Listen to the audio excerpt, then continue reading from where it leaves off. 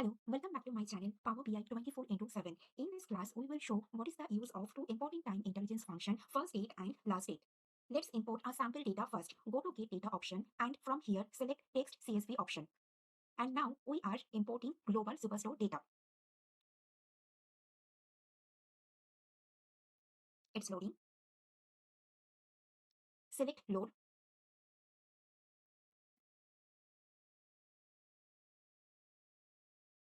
Now you can see the data under data pane. Let's rename this dataset. How to do that? Click on this three dot option. There is rename option. Click on it and name it superstore. Click enter. Now you will see the new name of this dataset. Let's check the data first. This data is for our retail sector where every row of this dataset represents information of an order. For example, let's take the example of first row. This row represents the order ID information, order date, ship date, demographic information of this order like city, state, country, region, and also customer information of this order like customer name and the customer ID. And at the end, we have all the financial information of this order. Let's check this dataset first. How many date field we have in this dataset? There are two date field we have in this dataset. One is order date and the second is ship date. Let's select order date first, and if I check this information, from here we can see though there are 1000 rows, but we have only 599 distinct values in this date field. That means we have some duplicate value in this field. Let's check the same for ship date. Here also we can see though there are 1000 rows in this column, but we have only 613 distinct values. This means we also have duplicate values in this field. Hence, it is very clear in this dataset, though we have two different date fields, but both the fields have some duplicate values. Now, it should be keep in your mind that in order to use any time intelligence function, we should have a separate date table where we have all the unique date values. That's why here we need to create a separate date table, and then we will link that date table with this order dataset. Let's see how to create this date table and then how to build relationship between that newly created date table and this superstore dataset. To create a new date table, go to Home option and then select New Table option. Give it a name. Here I am giving date table. And now I will use calendar function. Look, this function has two parameters, start date and end date. This clearly means we need to mention what will be the start date and what will be the end date of this date table. Here I will take minimum of order date as start date and maximum of ship date as end date. Let's see how to get minimum and the maximum value. For that I will use minimum and the maximum function. So here I will write first minimum of order date and then maximum of ship date. Bracket close, press enter. A new table is created now. If I select this date table, see this date table has 1457 rows and distinct values also 1457. This means all the values in this date table are unique. Look, the data type of this date field is right now of date time. We will change this data type from date time to only date because for our report purpose, we don't need any time value. Also, we can change the format of this date value. Go to this format option, expand this drop down option and then select any format from this list. Here I am choosing this option. Look, the format is changed now. Now I will create a new column, which is year column. How to do that? Click on this new column option. Give it a name. Here I am giving it as year. And then I am using year function to extract year value from this date.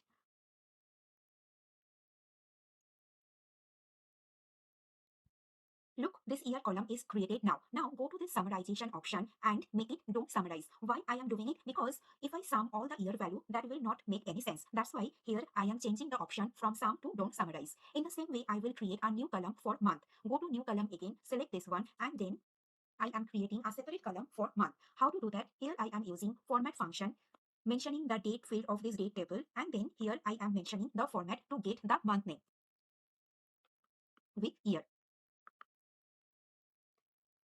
This is the way through which we can create a date table. Okay, we can add a new column for quarter also, but that is not needed for this purpose. We will cover that section later.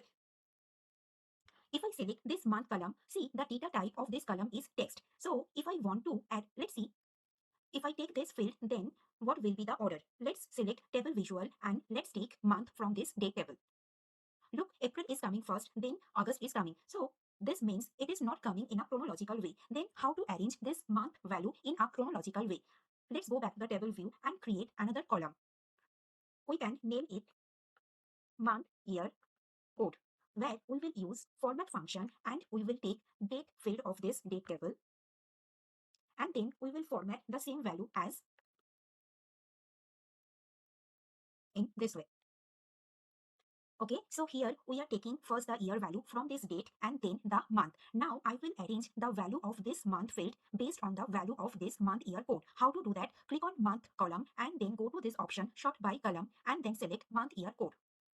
Let's go back to report view and then see what is happening. Look, now the month value is coming in a chronological way.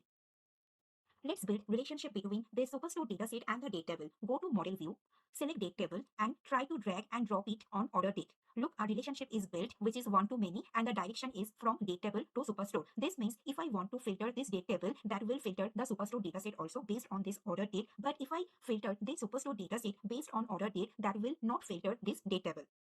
Let's explain first date and last date. First date and last date are two very important time intelligence function. First date returns beginning date of our selected date range, whereas last date returns the end date of our selected date range. These two time intelligence functions are often used as a filter argument of calculate function. Let's create two different measures using this first date and last date. How to create measure? Go to date table, select this three dot option, select new measure. First, I am creating start date using first date function. Here it is asking for date expression. That is why I am considering date field from this date table. In the same way, I am creating another measure using last date. Three dot option, new measure,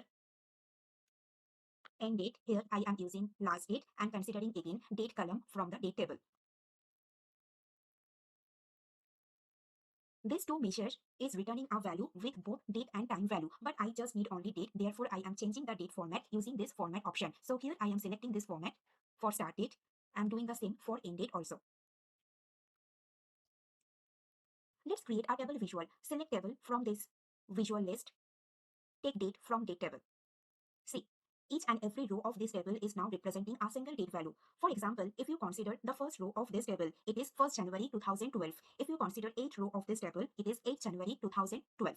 Now I am bringing both start date and end date in this table.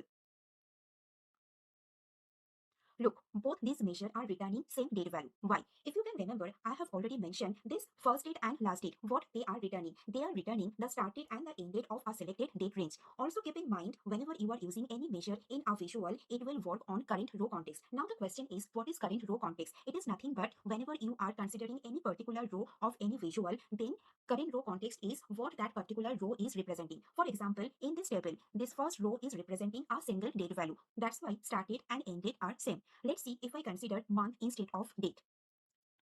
Now, each row of this table is now representing the whole date range of a particular month. For example, if I consider first row, it is January 12 and hence it is representing whole date range of January 12. That is why start date measure which we have created using first date. It is returning beginning date of January 12 and this end date measure which we have created using last date. It is returning the end date of January 12. Now see if I consider year instead of month. Here also, start date is returning the start date of year 2012 and end date is returning the end date of year 2012. I hope now this is clear to you all what first date and last date returns. Let's take an example to understand where we can use this two time intelligence function. Let's assume every month we have some order volume, but if I want to see what is the order volume placed on very first day of every month and what is the order volume placed on the very last day of every month, then how to calculate? In that case, we will use calculate function to calculate order volume, and in that calculate function we will use first date and the last date as a filter argument. We have already created this to measure. Let's see. So this is the measure to calculate order volume for the very first date of each month. Here we have used calculate function and here we have used first date as a filter argument. What it is doing, it is calculating the order volume taking into account only the first day of each month. In the same way, we have created another measure to calculate order volume for the very last day of each month. Here also we have used last date as a filter argument. What it is doing, it is calculating order volume considering only the last date of each month. From this table visual, it is very clear. For January 14, total order has been placed is 18. Among this 18 order volume, only on the last day we have received one. But on the first day of January 14, we didn't receive any order. Hope now it is very clear to you all what is this two time intelligence function and how to use this two function in your report. Thank you for watching my video.